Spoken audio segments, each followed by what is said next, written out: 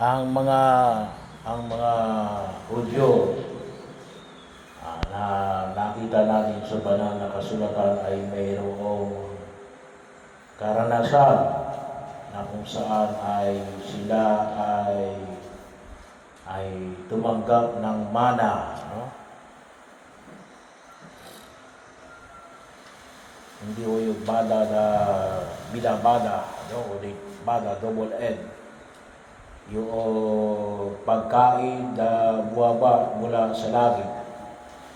At binigyan pa si Jesus na hindi si Moises, no? Ang nagbigay sa kanila, kundi ang Ama na sa langit, ang Ama ni Jesus ang nagbigay mula sa langit. At itong karanasan na ito na nakita natin ay bahagi ng karanasan ng mga Hudyo na nag-sustain sa kanila sa loob ng kanilang paglalakbay mula Egypt hanggang makamit nila ang lupang pangako. So, 40 years. Bahagi ho. At ang sinasabi ni Jesus, kasi yun ang binanggit nila, kasi napakahalaga yun, sapagkat yun ang nagbigay sa kanila ng lakas upang makamit nila ang kaganapan ng pangako ng Diyos sa lumang tipan, na magkaroon sila ng sarili nilang tahanan, ng kanilang sariling bayan, na kung tawagin natin ngayon ay Israel. So, sinasabi ni Jesus na bahagi na makita natin sa ngayon na alin, na ang pagkain na galing sa langit. Kasi sabi nga ako natin, natapos na kasi yung pagbibigay ng mana sapagkat nakarating na sila sa lupang pangako. So sinasabi ni Jesus na ako ang pagkain na nagbibigay ng buhay na walang hanggan. Kaya nga napakahalaga yung pakikisa natin sa banal na pagdiriwang ng misa. Yun ang nawa makita natin kasi yun ang magbibigay sa atin ng lakas. Yun ang magbibigay sa atin ng karatagan upang harapin natin ang mga hamon sa daigdig na ito. No? Kaya bahagi ho, may mapapansin natin na sabi ng iba, no? Ay pumupunta sa ibang sekta. Bakit? Ay kasi masaya doon. May kantahan, no? May kainan, kung minsan may concert pa, no? Lahat ng masasaya. Pero makikita natin lahat ng mga Kristiyano na ito na sinasabi nila sila yung mga Kristiyano, ano yung inaalis? Ang inaalis ay yung banal na Eucharistia. Yan po ay style ng demonyo, no? To create more religion na maglalayo sa atin sa pagkain na nagbibigay ng buhay na walang hanggan. Hindi natin kuminsan namamalayan. Nandun din yung salita ng Ama, nandun yung salita ng Diyos. Pero wala doon yung pagkain. Sabi naman ng iba ay yung salita ng Diyos ay yung pagkain. Pagkain ng kaluluwa. Yun ay salita ng Diyos. Hindi yung pagkain ng Diyos. Pag kasi sinabi natin pagkain, ay sa pagkaunawa ko ng banal na kasulatan mula mo sa lumang tipan, ay hindi lang ang salita ng Diyos. Kaya nga ang reference mo ay palagi yung mana sa ilang. Na mayroon mismo tayo kinakain. Kaya napakahalaga po yung banal na komunyon. na magbibigay sa atin ng lakas. Of course, alam na natin na kung saan dapat ay nasa estado tayo ng kabanalan. Dapat ilayo natin ang ating sarili mula sa kasalanan. Pero yun po yung makita ko natin, na kung baka pag hindi ko natin na nagiging aware, baka sabihin natin ay alin, sabi nga po natin, ito naman ay pagpupulong din ng mga mananampalataya.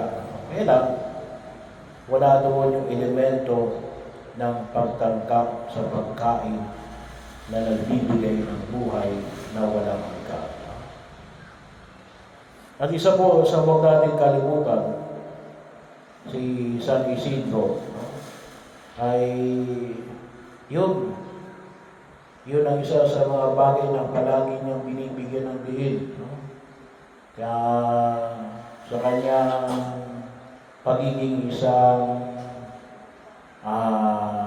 magsasaka, hindi niya kinakalimutan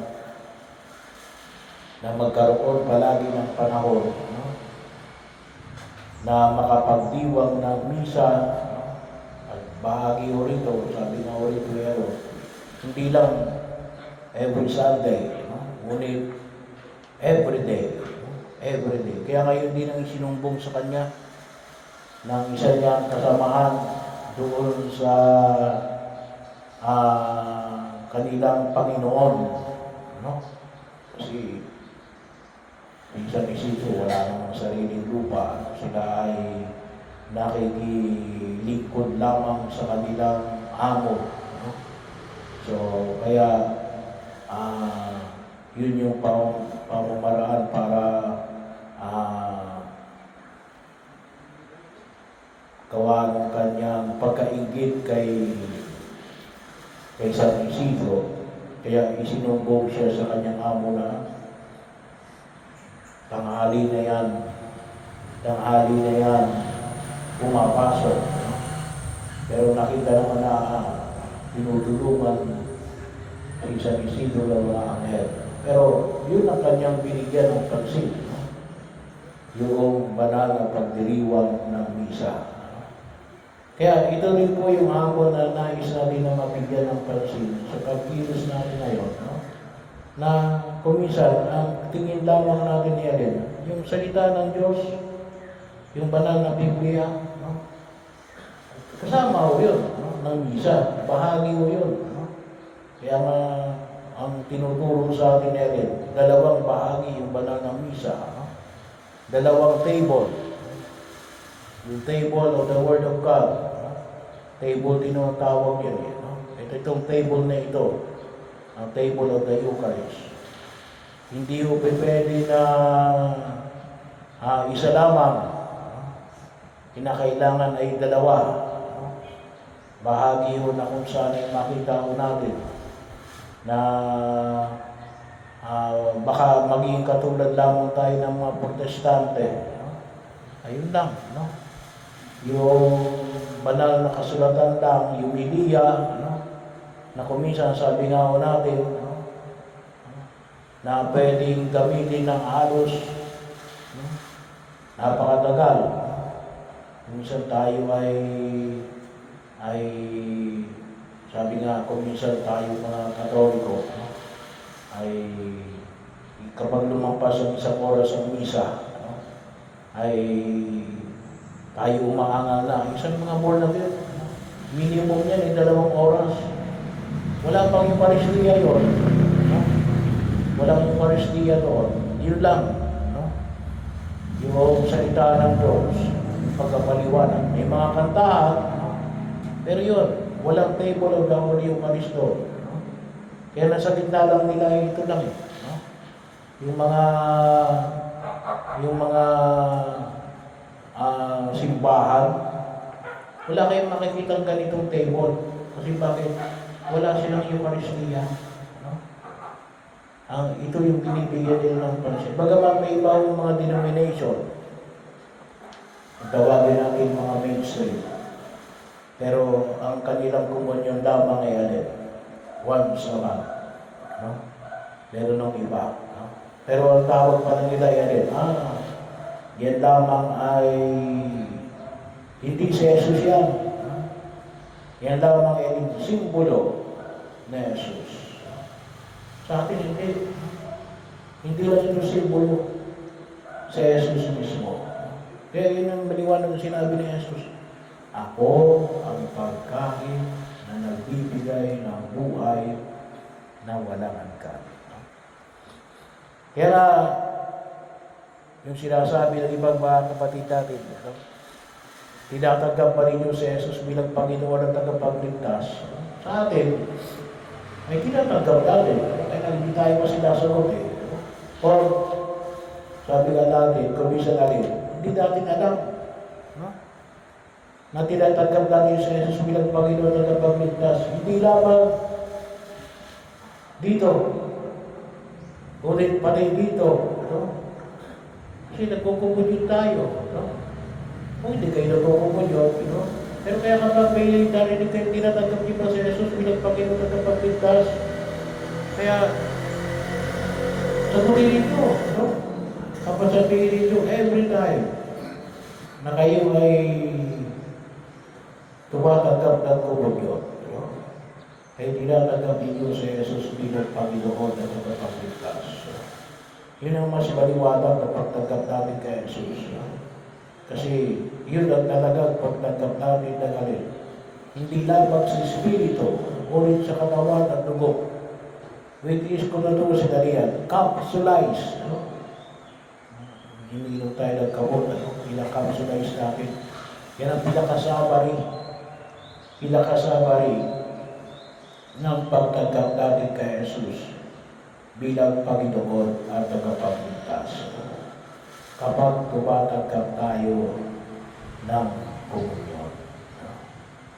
Kaya bahagi rin ito, sabi ko nga, kaya huwag tayong magtaka kung bakit hindi rin tayo maging matatag ng makatulog sa panawagan ng Jesus. Wala tayong lakas. Bakit? Hindi natin pinapakinabangan ang kanyang katawan at tugo na nagbibigay ng buhay na walang hanggan. Wala tayong lakas. Kasi kukuha naman tayo ng lakas mula ibang kundi kanino? Mula kay Jesus. At ipinagkaloob din ng Diyos sa banal na Eucharistia. At yan ay maliwanag na pinakanyabangan ni San Isidro